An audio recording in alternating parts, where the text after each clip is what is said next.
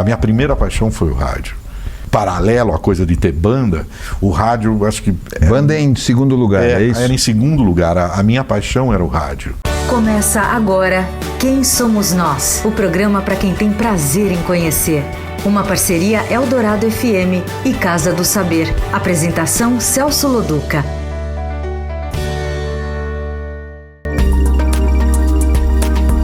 Boa noite, começa agora o Quem Somos Nós, o programa para quem tem prazer em conhecer. Toda segunda, uma nova conversa sobre a natureza humana com alguém que pode nos trazer um olhar ao menos interessante sobre nós mesmos. Você pode ouvir todas as mais de 100 conversas que já foram ao ar no podcast, ou então acesse Território Eldorado, Casa do Saber ou quemsomosnós.com.br. Hoje vamos conversar com outra figura lendária dos anos 80, o punk, roqueiro, VJ, DJ, jornalista Antônio Carlos Senefonte, ou Kid Vinil. Boa noite, Carlinhos. Boa noite. Carlinhos aqui é o Kid Vinil, como todo mundo não sabe, mas agora só os mais íntimos da família, meu pai, meu irmão, minha irmã também. Quem é você? Bom, Antônio Carlos Senefonte é meu verdadeiro nome. Nasci no interior de São Paulo, em Cedral. Vim para São Paulo com 3 anos de idade. Cedral é perto de São José do Rio Preto. Tenho uma descendência engraçada, porque meu sobrenome é Senefonte, que vem de Xenofonte, do grego. Meu bisavô, tataravô, era grego. Não cheguei a conhecer, só de foto que meu pai me mostrava. E italiano por parte da minha mãe, que era Beretta. Também o sobrenome. Não conheço nada da Grécia, nunca tive curiosidade de ir para a Grécia. Gostaria, mas não, legal, sabe? Legal. Mas aquela coisa deve ser um país legal. Agora está mais complicado. Agora está complicado, principalmente numa época de crise, né? Crise é a palavra do momento. Do mundo. Mas, enfim, não carrego nada assim de grego nessa história toda. Parece, né? Mais italiano. Mais pro italianão mesmo, porque eu acho que todo mundo fala que eu sou a cara da minha mãe, nada muito a ver com a cara do meu pai, né?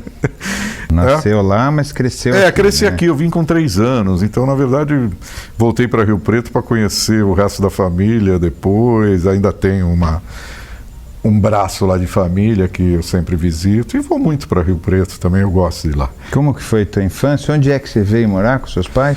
Na periferia de São Paulo, num bairro chamado Vila Diva. Vila Diva fica perto da Vila Prudente, ali naquelas imediações ali.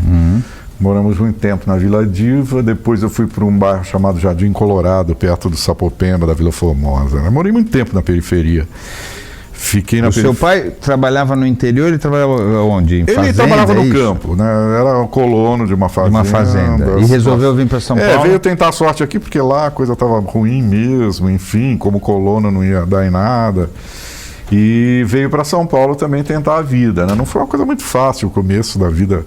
Não deve ser, não tem nenhum tipo de especialização, né? Quem vem da fazenda trabalhava vem pra como cá. servente de pedreiro no Martinelli, para você ter uma ideia. Minha mãe ficava apavorada, porque quando estavam construindo o Martinelli, caiu muita gente lá de cima e morria.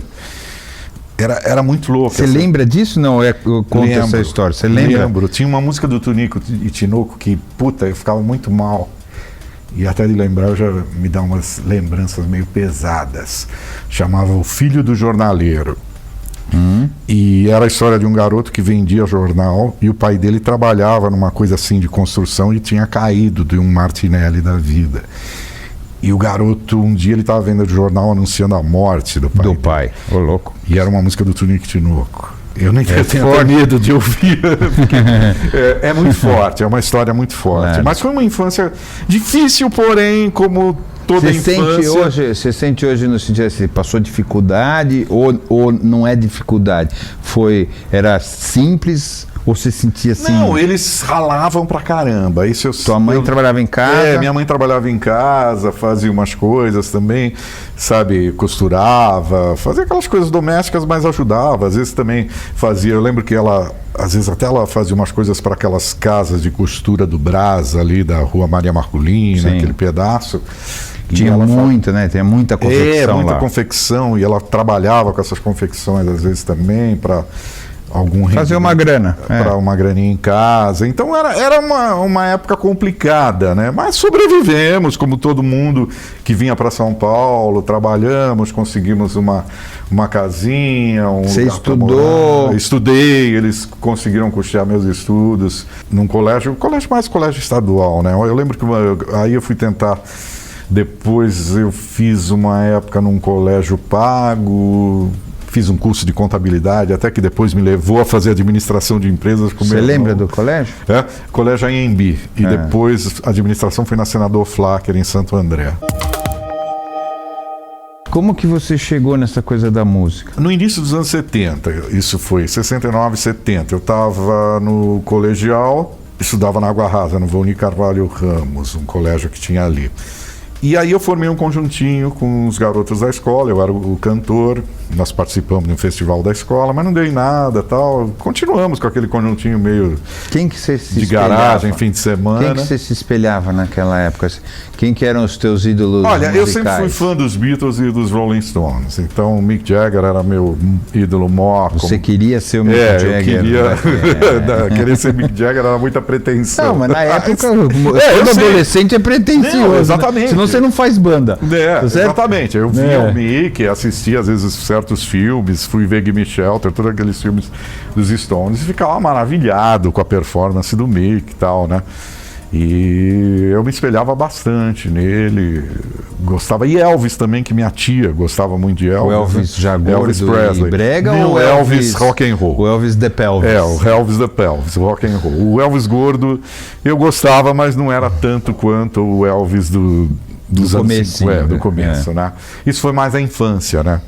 Então era uma outra coisa que eu curtia bastante. E no Brasil eu gostava de Jovem Guarda, Roberto Erasmo, sabe? Ternurinha, Tremendão. Vanderlé, essas coisas. Depois a Tropicália, eu fiquei fã de Caetano, Gil, Mutantes. Cresci ouvindo essas coisas, né? Então é meio que meu background musical foi por aí, né? Da época, um pouco de todo mundo. Exatamente. Ali, né? E aí, esse conjuntinho na escola, depois fui para o AMB fazer o curso de contabilidade e também lá eu continuava pensando em música, né? Mas até então Mas você queria ser músico ou você tinha o conjuntinho para ficar bem com as meninas? Eu queria. Não, eu queria. Você falava, esse é o meu caminho de vida. Exatamente. Mas vou fazer contabilidade para não morrer de fome, é isso? Exato, para ter emprego, trabalho. Coisa, até que um dia... É normal que se pense assim. Não, né? Eu pensava dessa forma. Até que um dia, eu tinha entrado no primeiro ano de administração de empresa, aí já em Santo André, na Senador Flacker, e eu já estava num conflito, porque eu estava na aula lendo livro de rock, eu começava a ler coisas, sabe, livros sobre a vida do Lou Reed, sobre Bob Dylan, no meio da aula, e nem aí com a aula de economia ou qualquer outra coisa que fosse, né?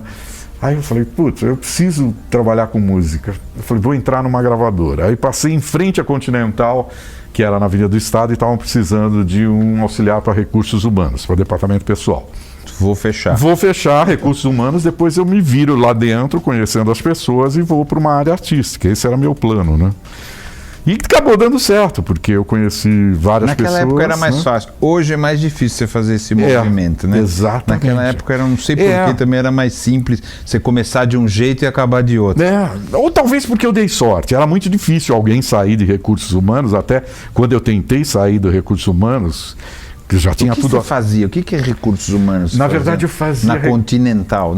Departamento pessoal. Eu fazia recrutamento e seleção de pessoal. Aí apareceu um anjo na minha vida que foi Vitor Martins, o parceiro do Ivan Lins na época, né? O letrista. Vitor veio fazer uma ficha que ele ia cuidar da editora. Já estava. Da Continental. Eles já tinham feito sucesso bastante, é isso? O Vitor Martins sim, com era o tempo que eles estavam lançando Somos Todos Iguais nessa noite. Essa noite, que foi um estrondoso. Ele estava gravando as músicas deles e tal.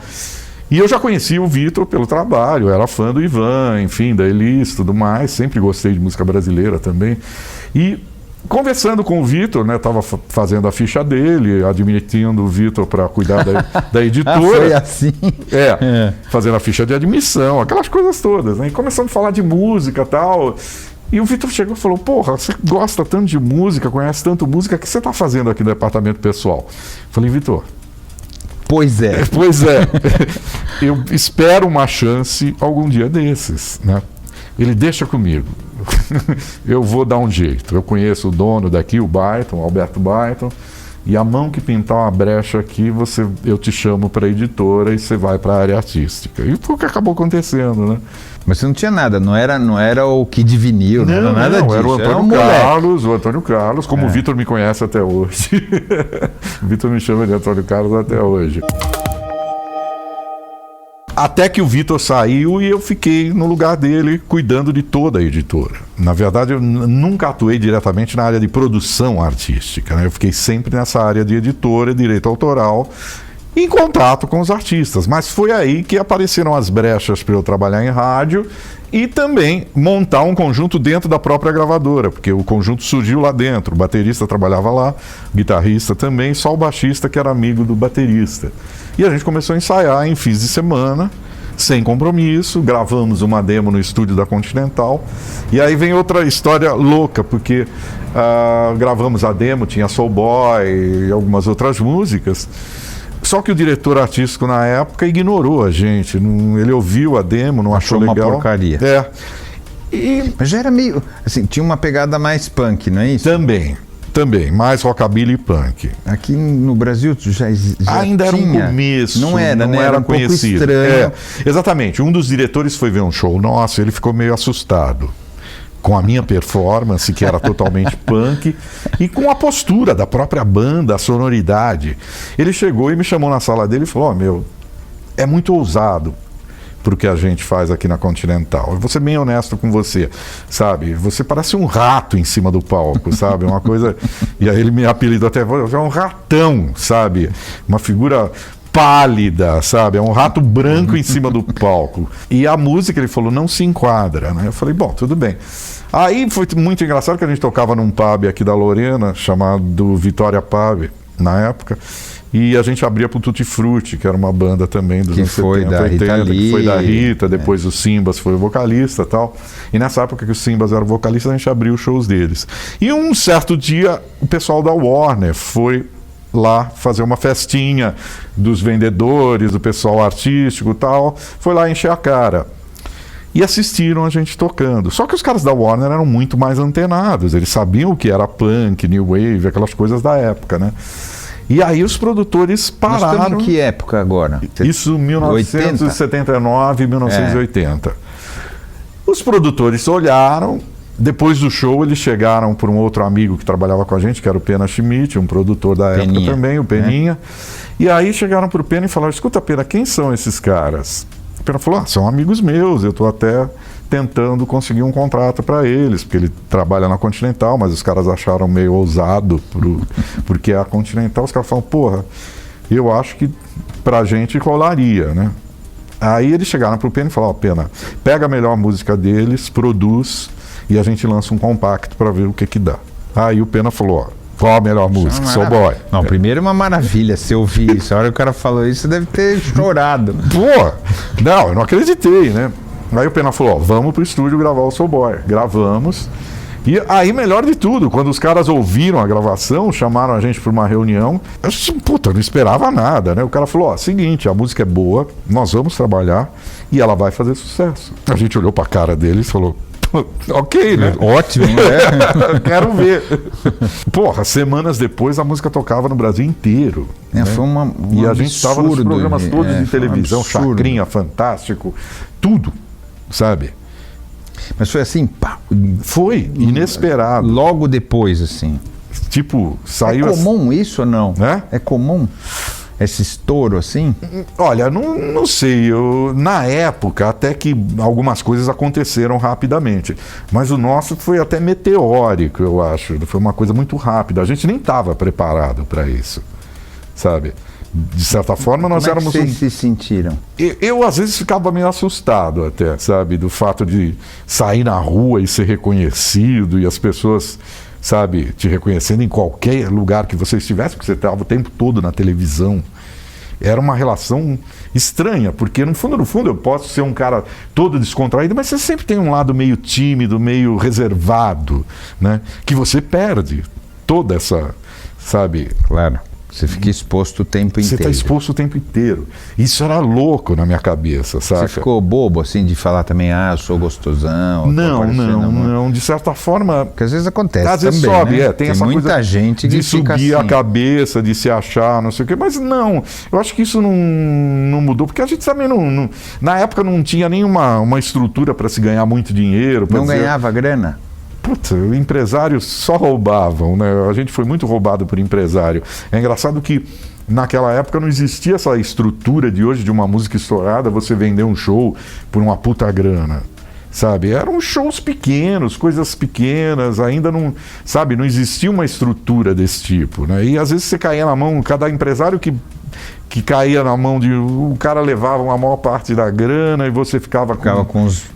o cara te dava um cachezinho de músico, saca?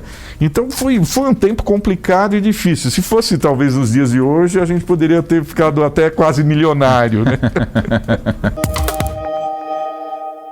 Hoje o sertanejo é quem manda na música. Exato, e né? eles têm uma grande era estrutura. rock, não é isso? Exato.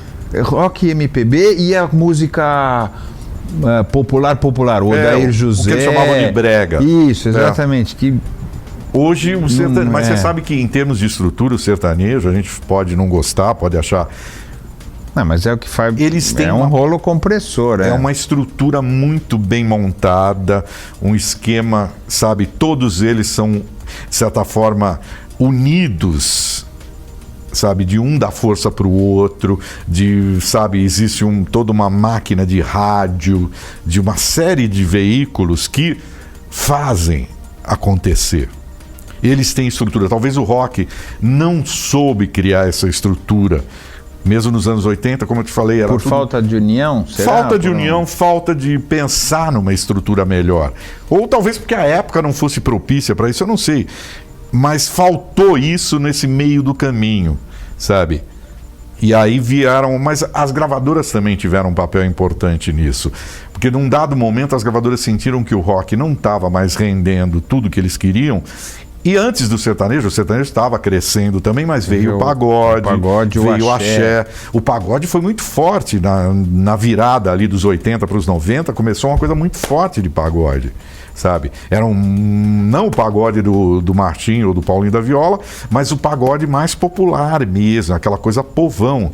E isso vendeu milhões, isso as gravadoras começaram a ver isso como, falam, putz, esse é o filão.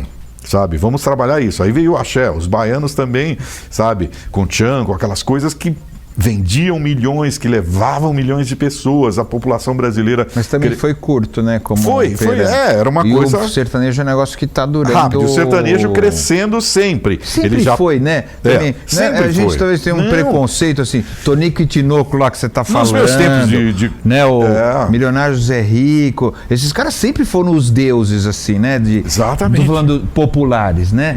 A gente aqui em São Paulo não fazia ideia, ou São Paulo, ou em outras capitais, no Rio de Janeiro, não fazia ideia que existia um mundo à parte, como poderoso, até hoje. Enorme, maior até do que o mundo da MPB, maior até que o mundo dos festivais, não é isso?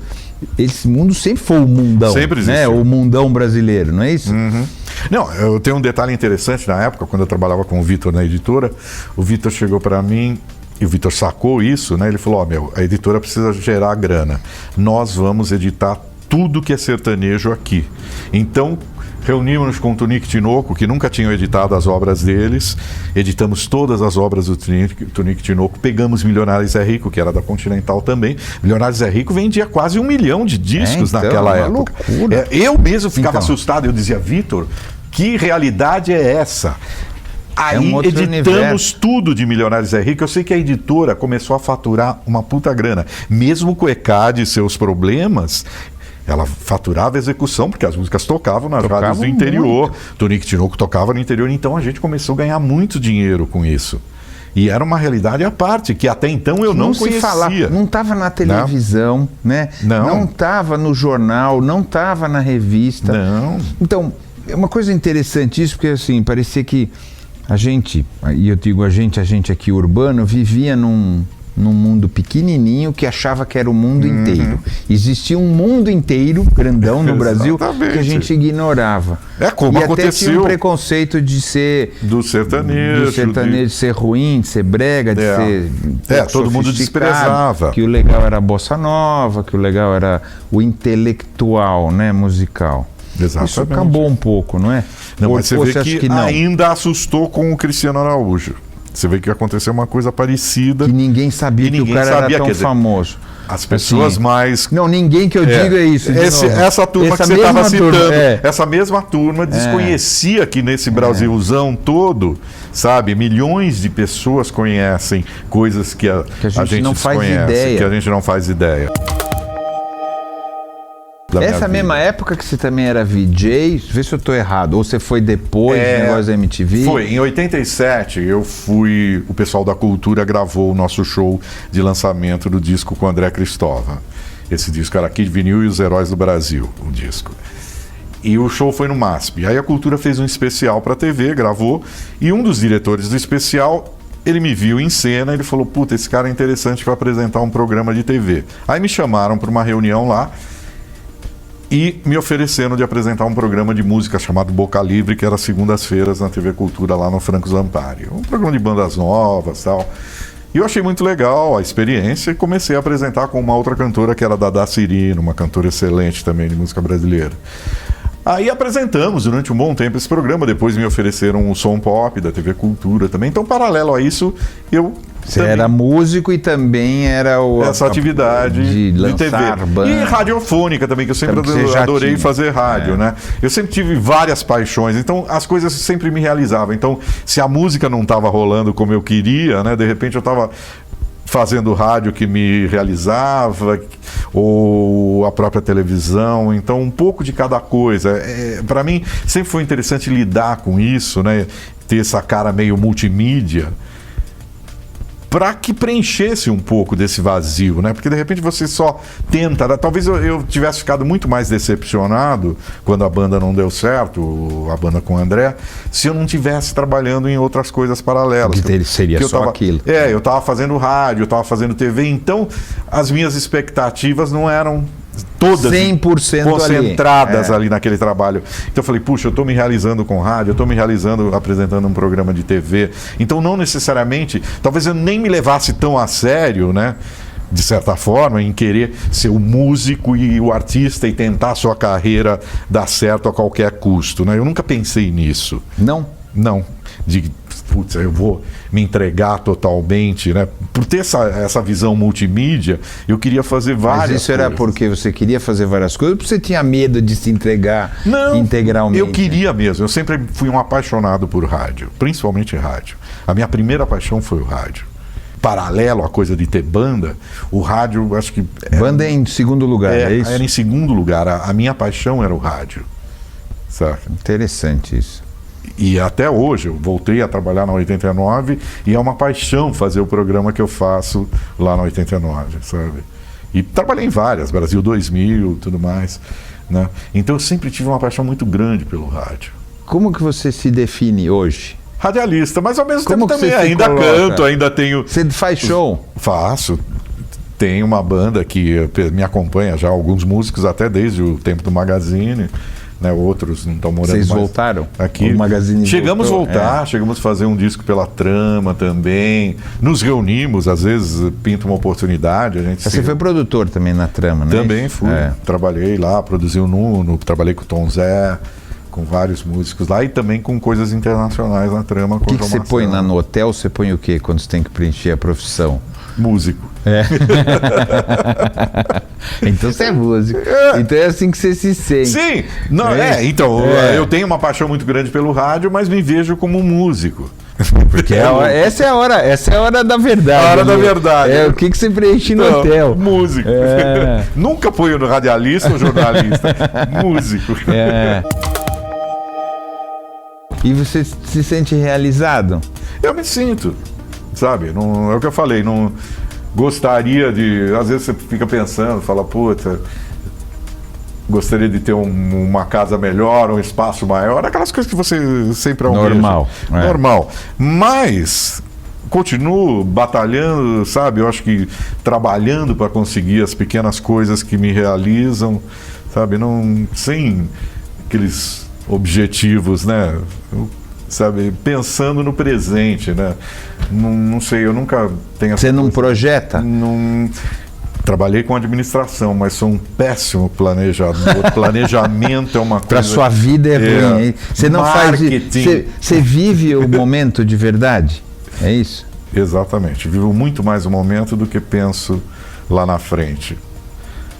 Você não tem isso, pô, como é que vai ser? Porque agora você está com 60 anos, Eu sei. certo? E olha, é naquele momento que você deita no travesseiro à noite e você começa a pensar, você fala, puta, eu não penso no meu futuro, né? De repente eu gastei 800 mil reais em discos nesses últimos 10 anos. Ontem à noite eu estava pensando nisso. Tá fazendo essa conta? Estava fazendo essa conta. Eu falei, se eu pensar bem, o meu cartão de crédito era 8 mil reais por mês só em discos. Em 10 anos eu gastei 800 mil reais. Minha casa é um museu Fora de inflação. discos. Fora É inflação. mais que 800 mil. Tua conta tá errada. Então, mais 1 milhão, sei lá. É quanto, mais, mas, pode sabe, botar porque bota você tem que dinheiro botar a aí. inflação. Aí eu pensando, eu falei, puta, se eu tivesse economizado isso, eu não estaria hoje nesse, talvez, desespero de trabalhar, de enlouquecer aí à procura de E trabalho. vender o disco não dá. Não, Você não vai fazer isso eles têm nunca. um valor pessoal. Exatamente.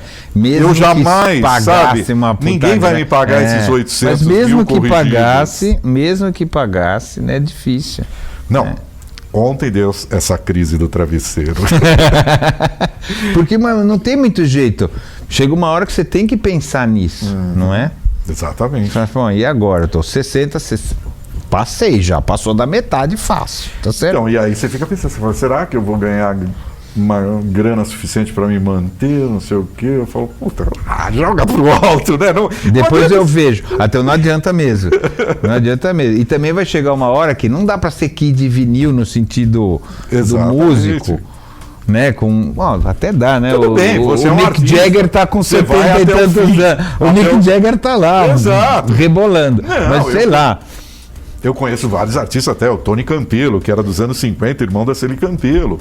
Tony tá com os seus quase 80 anos já. Tá trabalhando? Trabalhando quando possível ainda. Ah, que legal. Não, eu acho que eu penso nisso. Eu falo, bom, tudo bem, agora eu preciso só tomar vergonha, gastar menos dinheiro em discos, tentar economizar um dinheirinho para conseguir me manter.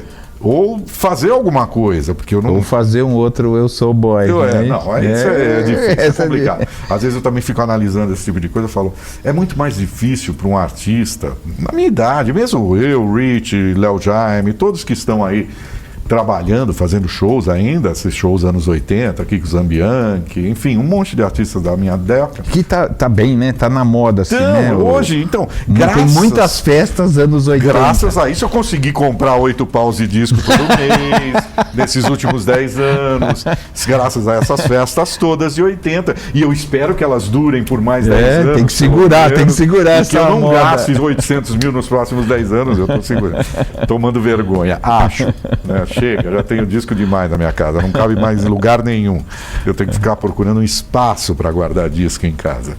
Mas você vê, é difícil, como eu estava falando, para nós emplacarmos uma outra música. O Rich grava discos, o Léo gravou disco pela Som Livre, ele está na Globo, mesmo estando na Globo. A Blitz, o Evandro Mesquita está na Globo e ele grava discos. Mas é difícil uma música. Mas tinha que fazer que nem no cinema. Sair Não tem desse aqueles filmes disco. que tem o Schwarzenegger, todos eles.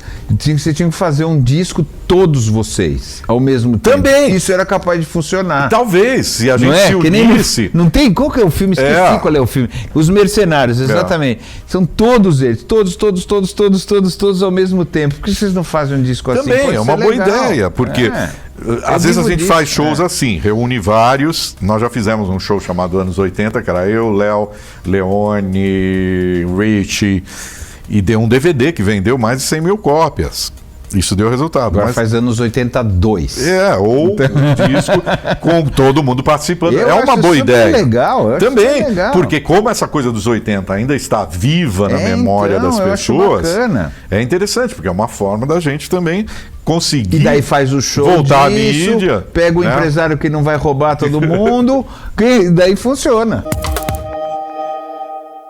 Quem você acha que nós, humanos, somos? Parece que eu cheguei aos 60 anos e às vezes você fica pensando, tudo aconteceu como se fosse um furacão. Né? A minha vida foi isso, foi um furacão. Rápida demais, é isso também? Rápido demais também. Uma coisa, sabe, tudo aconteceu como eu citei o termo, meteoricamente falando, muito rápido. Você gostaria que não tivesse sido assim? Talvez, às vezes você para pensar, você fala, puxa vida, se eu tivesse parado para pensar em alguns momentos, mas não é, eu sempre acho por impulso, sabe? Você acaba tendo essa coisa de agir por impulsos, de não pensar, de não dialogar em certos momentos com pessoas que, por exemplo, banda, etc., muitas coisas que aconteceram, né, que poderiam ter sido de outra maneira, gravadora, empresários, sabe? Dessa coisa de meio que agir por instinto. Eu tenho muito disso. Então, de certa forma, acho que a palavra, às vezes, reflexão, eu não fiz uso. Como você gostaria hoje. Como eu gostaria de ter feito. Mas na época mas você também achava não é que essa era coisa de se aquilo, arrepender. não é? Não, claro, mas também rever o que a gente fez um review interessante, é importante. Claro. Às vezes você para pensar. Mínimo de humildade. Qualquer ser humano para pensar e falar, puta, quantas besteiras, quantas coisas erradas, quantos, sabe, momentos que eu poderia ter, sabe, parado para pensar. E também por ser um cara super compulsivo, né, em todas as coisas que eu quero, sabe, principalmente essa coisa de estar rodeado. Às vezes eu olho em casa, eu vejo milhões lá, tantos discos, milhões não, mas milhares de discos à minha volta, e eu falo, e amanhã? Sabe, a hora que eu for embora, o que vai ser de tudo isso, sabe? Enterrado junto, eu não vou ser. Você vai doar. Eu não vou ser um faraó e na pirâmide. Eu gostaria de ser um faraó, de repente, né? Mas tem que matar todo mundo junto. Um faraó matava todo mundo junto. E na pirâmide eu levava todos os meus discos, sabe? As coisas que me rodearam todo esse tempo, que eu tenho uma paixão por tudo aquilo, sabe? Você é otimista a respeito da vida, das pessoas, da nossa existência aqui? Você acha que a gente está fazendo direito, que a humanidade é bacana? Qual que é o teu olhar sobre isso? De certa forma, acho que convivendo ou vivendo, sabe, da forma que a gente vive, você tem que ter um lado meio otimista. Eu não tenho esse lado tão, sabe, que o ser humano separa também aquela coisa, reflexão, no sentido de, sabe, você para pensar nessas coisas todas, principalmente água, sabe? Eu tenho um amigo, Carlos Renaud, que é o poeta, escritor, e a gente às vezes se encontra muito, né, em certas situações. O ano passado, quando começou essa crise toda da água, o Renan começou a ler muito a respeito, e ele ficava conversando com a gente a respeito disso, dos problemas que a humanidade está enfrentando, vai enfrentar. O Renan, ele enxerga, é legal porque ele enxerga muito lá na frente as coisas e, sabe, é um cara super antenado com tudo. E, de certa forma, você vê que o ser humano, existe um processo autodestrutivo em meio a tudo isso, né? A humanidade caminha para uma destruição. Mas às vezes eu acho que eu ouço o Renaud falando e tal, eu penso, será que ele não está sendo extremista demais? Será que ele não está sendo... Mas existe um lado real em tudo isso, sabe? Ele não está errado. Tá ótimo, isso aqui tá muito bom. Você ouviu Quem Somos Nós? Uma parceria Eldorado FM e Casa do Saber. Apresentação Celso Loduca.